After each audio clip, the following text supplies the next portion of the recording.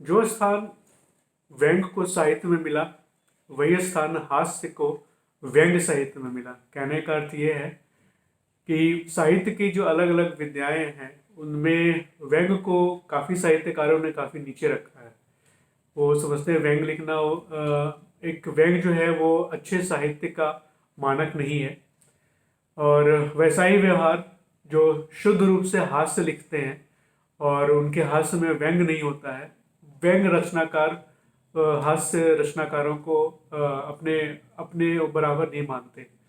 ये द्वंद्व और ये लड़ाई हमेशा से रही है व्यंग साहित्य की मुख्य साहित्य के साथ और हास्य साहित्य की व्यंग साहित्य के साथ।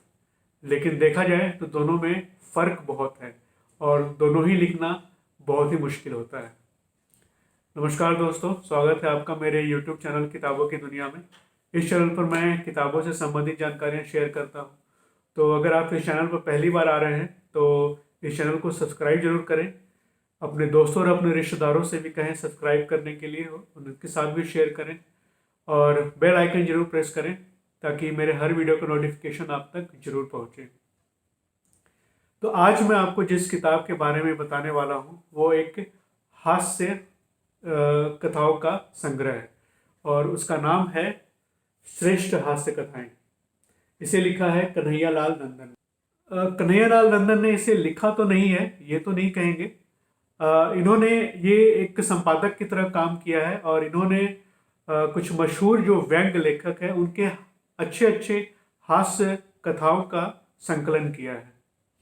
अब आप कहेंगे मैं शुरू से बोल रहा हूँ कि हास्य और व्यंग व्यंग और हास्य में फ़र्क क्या है।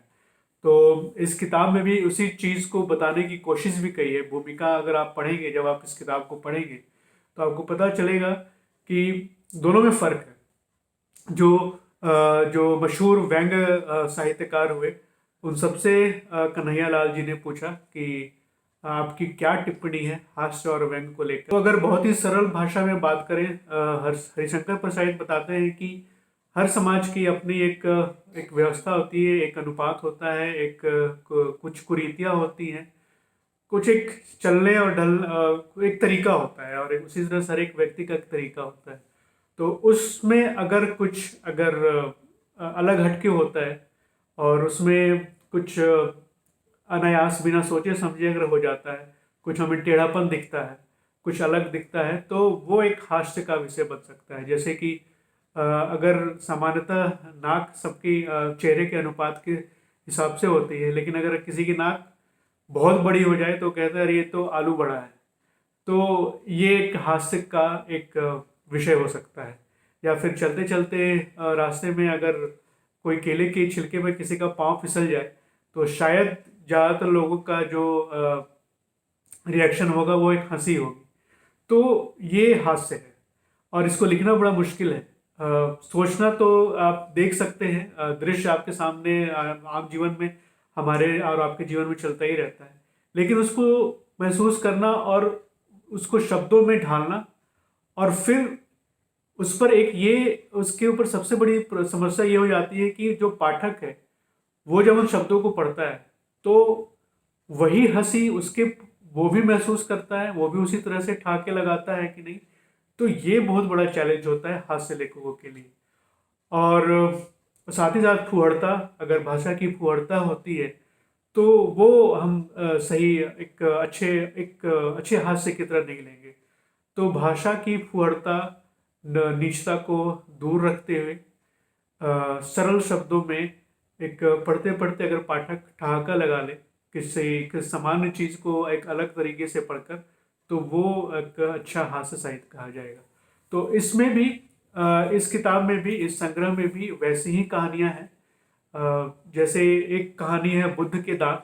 तो बुद्ध के दांत जो है वो एक चीन के एक डॉक्टर की, एक दांत के डॉक्टर की कहानी है। उसका बिजनेस नहीं चल रहा था तो फिर उसने कहा कि उसके किसी ग्राहक का दांत उसके पास रह गया था, तो उसने प्रचार करवा दिया और हल्ला करवा दिया कि ये बुद्ध के दांत हैं, उनके पूर्वजों ने बुद्ध का एक बार इलाज किया था और ये एक एक जनरेशन से, एक पीढ़ी से दूसरी पीढ़ी तक उनके पास ये संभाल के रखी हुई है।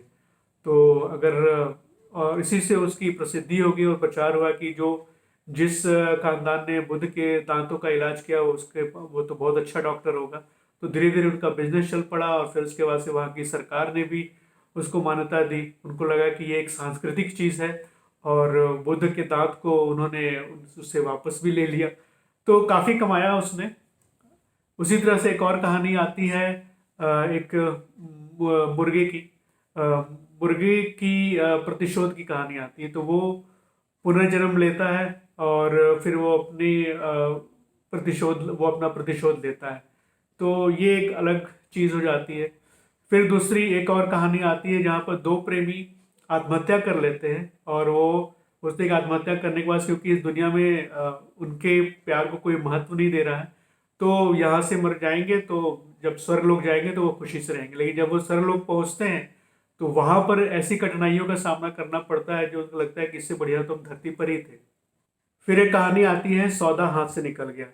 ये बड़ी दिलचस्प कहानी है। इसमें एक साहब होते हैं जिन्होंने कहीं से उनको एक एंटीक टेबल मिल जाती है और वो एक पुराना एक अंग्रेज और ऐसी टेबल होती है जो कि पूरी दुनिया में सिर्फ तीन ही होती है और ये इनको कहीं से मिल जाती है।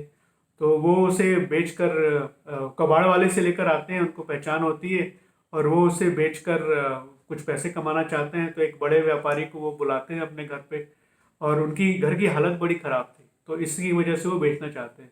हालत इतनी ख़राब थी कि घर में खाना बनाने के लिए लकड़ी की सही व्यवस्था नहीं थी। और तो किसी तरह से उन्होंने अपनी बेगम को मनाया कि वो व्यापारी आ रहा है, उसका अच्छा खाना बनाओ, वो तुम्हारे खाने का काफ़ी तारीफ करता है, पहले भी एक जा चुका है। और वो खुश हुआ तो इस टेबल की अच्छी वो खुश हुआ तो एक अच्छी मैंने डील सोची है वो हो जाएगी। पर उन्होंने अपनी बेगम को बताया नहीं कि वो उस टेबल के बारे में, उस टेबल को उन्होंने कबाड़ अपने घर के एक कोने में रख दिया था। अब हुआ ये कि जिस दिन अ, उनको वो व्यापारी आया और उन्होंने दिन में ये घर में बोल दिया कि मैं शाम तक उसको लेकर आऊँगा, आप खाना बना कर रखना। घर में ईंधन ख़त्म हो गया, गैस किरोसिन तेल के भी पैसे नहीं थे। तो बेगम ने अपनी जो दाई थी उसको बोला कि वो एक पुराना टेबल पड़ा हुआ है उसका एक पाया उखाड़ लाओ, उसी को जला के खाना बनाते हैं। अब उनकी सारी डील धरी की धरी रहे। फिर एक और कहानी आती है नवाब साहब की, जहाँ पर वो उन्होंने एक मोटर कार खरीदा था सिर्फ दिखाने के लिए कि उनके पास भी मोटर कार है, लेकिन वो कहीं से जाते नहीं थे। और समय बीत जाने के बाद उनके ड्राइवर ने वो दिखाता था कि ये पेट्रोल के इतने पैसे लगे, वो उतने पैसे लगे। तो ये बोलती थी कि ये तो बड़ी ख़राब गाड़ी है, मैं तो कहीं आता जाता नहीं हूँ, फिर भी इतने पेट्रोल क्यों लगती है इसमें। तो ड्राइवर ने समझाया कि इंजन बंद ना हो जाए, इसे थोड़ा बहुत आगे पीछे रोज कर देता है ताकि इंजन बंद ना रहे, तो बैटरी चार्ज रहे। लेकिन उनको ये बात समझ में नहीं आई, उल्टा उन्होंने कंपनी पे केस दायर कर दिया कि गाड़ी तो चलती नहीं है लेकिन पेट्रोल फिर भी खाती है। तो ये बहुत ही चुनिंदा ये कहानियां हैं। आप सही में आप पढ़ेंगे तो आपको लगेगा कि हास्य, शुद्ध हास्य बिना किसी व्यंग के, उसका मजा आपको इसमें इन कहानियों में मिलेगा। और काफ़ी अच्छे अच्छे जो लेखक हैं उनकी कहानियां हैं, जैसे ज्ञान चतुर्वेदी जी की है, हरिशंकर परसाई जी की है। कुल इसमें 18 कहानियां हैं और ये प्रकाशित हुई है राजपाल प्रकाशन में। तो आप जरूर पढ़िए हास्य, श्रेष्ठ हास्य कथाएं, और बताइए कि कैसी लगी, आप कौन सी कहानी आपको पसंद आई। ये रिव्यू कैसा लगा ये अभी आप बताइए नीचे कमेंट बॉक्स में। और ये वीडियो को जरूर शेयर कीजिए अपने दोस्तों और रिश्तेदारों के साथ। मैं फिर मिलूँगा एक नए वीडियो में, एक नई समीक्षा के साथ, एक नई चर्चा के साथ। तब तक के लिए लाइफ एंजॉय करते रहिए। Bye bye.